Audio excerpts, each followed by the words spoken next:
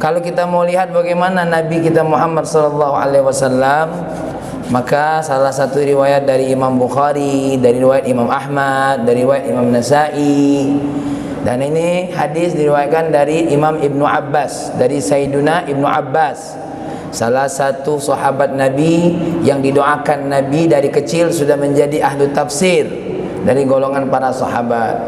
Apa kata beliau? Kana Rasulullah sallallahu alaihi wasallam ajwadan nas. Nabi itu mau di Ramadan, mau selain di Ramadan, orangnya yang paling baik. Ya, wa kana ajwadahum fi Ramadan hina yalqahu Jibril. Dan setiap Ramadan Nabi kita ini adalah Nabi yang paling ditemukan oleh malaikat Jibril setiap dalam kondisi yang paling baik. Apa ini maksud dengan al-baik ini? Al-jud. Al-jud lughatan al-karam. Orangnya sangat dermawan. Urusan dermawan ini bukan cuma zakat sama sedekah saja, tapi semua kebaikan yang diberikan kepada orang lain. Sampai-sampai para ulama kita mengartikan al-jud i'ta'u ma yanbaghi liman yanbaghi. Memberikan sesuatu yang memang diperlukan bagi orang yang memerlukan, itu namanya al-jud. Contohnya bagaimana? Contohnya ada orang yang salah sama kita, saking baiknya, sudahlah saya maafkan. Nah itu sama seperti halnya Allah karam dengan kita, dermawan dengan kita di bulan Ramadan. Hamba-hamba Allah yang paling diperlukan oleh Allah di bulan Ramadannya apa? Ampunan pahala.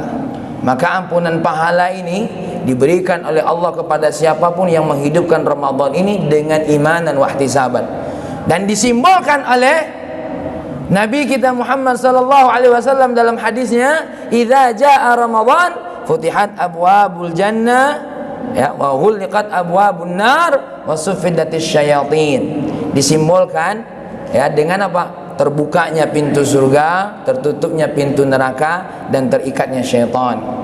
Di dalam kitab Fathul Bari ya, sahib kitab Fathul Bari Al-Imam Ahmad bin Muhammad Ibn Ali Ibn Hajar Al-Haytami menyebutkan salah satu ungkapan seorang ulama yang bernama Al-Imam Iyad. Apa kata Imam Iyad? Makna hadis ini ada dua, makna zahir, makna batin. Makna zahirnya apa? Ketika pintu surga tertutup, ketika pintu neraka terbuka, itu tanda kalau Ramadan sudah datang. Kalau Ramadan sudah datang, maka malaikat diperintahkan oleh Allah apa? Untuk menahan syaitan-syaitan.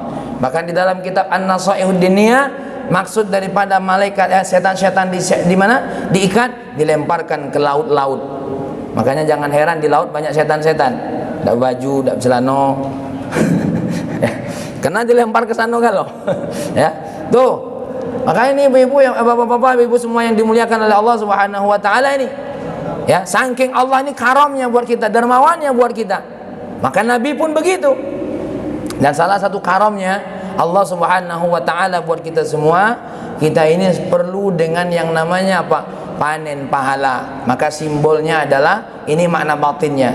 Makna batinnya adalah kata Imam Iyad, pembukaan pintu surga, tanda Allah membuka kesempatan siapapun untuk masuk surga, ditutupnya pintu neraka, tanda Allah Subhanahu wa taala memberikan ampunan kepada Allah, memberikan ampunan kepada hamba Allah secara besar-besaran. Dan makna batinnya, ketika manusia berpuasa menawan hawa nafsunya, itu berarti dia mengikat syaitan dengan puasanya. Bukan berarti syaitan itu diikat di dinding pakai tali, enggak. Ya, maka puasa kita ini subhanallah yang kita lakukan dengan iman dan wahtisaban, itulah tandanya. Makanya Nabi kita Muhammad sallallahu alaihi wasallam di bulan Ramadan, selain Ramadan saja Nabi kita paling mudah memaafkan. Tapi kalau di bulan Ramadan ini asra'u minar rihil mursalah, kebaikannya lebih cepat daripada tiupan angin. Belum orang itu minta maaf, Nabi sudah memaafkan. Ini saya mau cerita, ini bukan Nabi, ini cucunya Nabi ini. Cucunya Nabi bernama Al-Habib Ali Zainal Abidin. Ya. Beliau satu hari ada orang pergi dari rumahnya, kemudian sholat di masjid. Di masjid itu tidak ada orang lain kecuali dirinya. Dia lagi sholat sunnah, Allahu Akbar. Setelah sholat dia nyari-nyari kantong duitnya. Tahu-tahu kantong duitnya tidak ada. Kemana? Nah, dia ingat waktu sholat ada orang yang masuk, lalu tanpa bertanya lagi, orang yang sholat tadi nuduh, kamu yang ngambil kantong duit saya. Enggak. Kamu yang ngambil duit kantong. Enggak, saya enggak. Sumpah, demi Allah saya tidak. Sampai 3 kali dituduh, ya sudah. Dia nanya, kira-kira berapa uang kamu yang hilang? 1000 dinar. Ya sudah, ayo kita ke rumah. Dibayarnya 1000 dinar. Ya. Akhirnya dia bawa kantong 1000 dinar tadi, dia bayar hutangnya, karena memang dia keluar dari rumah mau bayar hutang. Sampai di rumah istrinya nanya dengan wajah sinis, abang dari mana? Saya dari bayar hutang. Bohong kamu, kata dia. Loh, kok bohong? Saya ini baru habis bayar hutang, kata dia. Hampir duit saya hilang. Duit hilang gimana, kata dia. Tuh, kantong uangmu ada di atas ranjang. La ilaha illallah. Ternyata dia sholat tadi tidak bawa apa-apa. Dia langsung astaghfirullahaladzim, ya. Kantong ini lah marahi wong bulong. Tapi dia tuh heran sama wong tadi itu, ya. Dengan tanpa marah, dituduh, difitnah, bayar juga. Akhirnya dia nanya, siapa orang itu? Tetangga-tetangganya ngomong apa? Kamu tidak tahu? Dia adalah salah satu cucunya Nabi kita Muhammad SAW, yaitu Ali Zainal Abidin. Tuh, ditemui, assalamualaikum, ditemui dengan senyum, dengan bahagia sama beliau tadi. Ditanya, apa duitnya kurang? La ilaha illallah. Nangis dia. Saya minta maaf karena sudah nuduh, kata dia. Bukan duitnya kurang, ternyata kantong duitnya saya ketinggalan. Enggak ada apa-apa, saya sudah maafkan. Ini saya mau kembalikan. Tidak, ambillah. Itulah mungkin cara Allah untuk saya mengeluarkan uang 1000 dinar. Tuh, kira-kira kalau kita cak itu cak mana kira-kira? John, itulah kasih nuduh nuduh pengajar kau. Nah, itu kalau aku yang di masjid nih insyaallah sama baik. Itu hilang sendal, semua sumpah tuh. Sendal hilang tuh. Sendal, bukan 1000 dinar, sendal. Walaupun merek sendalnya 1000 dinar. Ya. Tuh, berutuan tuh. Dia Masjid Al-Bari ini tidak jago sendal. Mulai berutuan. Tuh kok pengurusnya kena marah pula. Ya. Makanya ibu-ibu yang berbahagia ini ajwadun nas. Maka suami istri kalau di bulan Ramadan ini lebih banyak maafkan sajalah. Karena istri kita tuh luar biasa. Bangun, sebelum kita bangun masak. Kalau masakannya keasinan, tidak usah dicemburuti. Emang namanya kadang-kadang ya namanya bangun tidur ini kadang-kadang asin kalau. Padahal yang bikin asin tuh bukan makanannya, gigi gitu tuh nah. Ya. Ya.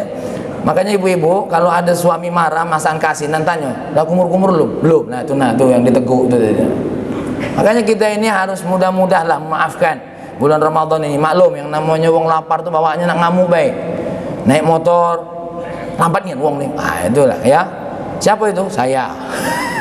Ya, saya. Kita tidak usah nuduh wong lain. Saya. Ya, kita semua pribadi kita masing-masing. Masya Allah. Makanya luar biasa Nabi kita, apalagi urusan Al-Quran. Nabi kita tadarusan dengan siapa? Dengan malaikat Jibril. Tuh. Nah, karena kita ini tidak mungkin lagi kedatangan malaikat Jibril kita tadarusan dengan kawan kita. Ya. Kenapa pentingnya tadarusan? Disebut oleh ulama, malaikat Jibril mau memantapkan hafalannya Nabi kita Muhammad sallallahu alaihi wasallam, makin diulang makin mantap. Maka untuk kita di Masjid Al-Bari ini tadarusannya Qur'annya paling tidak, karena kita ini tidak tergolong hafid Qur'an, tergolong orang yang supaya lebih mantap lagi bacaannya. Karena biasanya mohon maaf, kita ini kalau baca dewek belum tahu benar salah, kadang-kadang tergelowor panjang pendeknya tuh bismillah. Ya, kadang-kadang tidak tepat. Makanya perlu ada yang menyimaknya. Baiklah, Mama Bibi yang berbahagia, ya, semua sanak saudara yang duduk dalam masjid ini, kami cuma mengingatkan, kita mungkin tidak bisa nyamoi Nabi kita Muhammad sallallahu alaihi wasallam jauh, tapi paling tidak kita pilih mana ibadah yang paling mudah. Tarawih ini kukira sudah ibadah yang paling mudah. Berbagi melalui apa? Nginjuk buka bersama, mudah ya. Kalau ada orang kita tak sanggup baca Quran secepat dia baru 5 hari dia dah 20 juz, apalagi macam Ustaz Nasihuddin, cepat baca Qurannya, bagus baca Qurannya. Aku tak sanggup ya Allah. Ya sudah, kalau kita tak sanggup, kita nginjuk banyak minum yang baca Quran. Apalagi nginjuk amplop mengenai, jadilah ya dah. Kita nginjuk apa yang bisa kita bisa. Ya. Nah, sebagai penutup, banyaknya diceramahkan, kita nak salat tarawih. Dan sebagai penutup baik. Dulu di Masjid Muhdar, tempat saya dulu ngapal Quran ya, di Masjid Al-Muhdar di Yaman, di Hadramaut, ada masjid namanya Masjid Al-Muhdar. Di situ itu ada seorang waliullah besar yang menjadi imam masjid. Ada seseorang yang senantiasa khidmah sama orang yang baca Quran di masjid itu. Tidak bisa baca Quran. Sepanjang hidupnya cuma apa? Nuangi banyak minum. Nah, nuangi banyak minum. Nuangi banyak minum. Kenapa? Dia tak sanggup duduk di samping orang bisa baca Quran. Karena tak bisa baca Quran. Tapi kerjaannya cuma apa? Nuangi air, minum untuk mereka yang baca Quran. Satu malam Habib tadi bilang apa? Sini ente duduk. Habib anda tak bisa baca Quran. Duduk. Disuruh duduk tadi, baca Iqra. Subhanallah, keajaiban. Bisa baca Quran tiba-tiba. Mungkin keajaiban itu tidak berlaku buat kita, tapi paling tidak air minum yang kita tuangkan buat siapa? Buat mereka yang baca Quran tadi menjadi pahala buat kita semua. Maka besok kirimlah 7 dus, 8 dus untuk minum orang-orang yang sholat ini. Jangan takut-takut. Jangan takut, tidak ada yang namanya sedekah untuk orang yang baik itu, tidak ada kekurangannya, insyaallah. Baiklah, mari sama-sama kita cari ibadah apa yang paling mudah sehingga apa? Kita mendapatkan keberkahan Ramadan ini ya. Mumpung semua orang masih semangat untuk berbuat kebaikan. Kalau nak ngajak buka bersama, jangan lupa ngundang aku. Jangan lupa. Ya, demikian dapat yang saya sampaikan. Mudah-mudahan kita semua disehatkan oleh Allah, amin. Diberikan oleh Allah kekuatan hidayah dan taufik, dan kita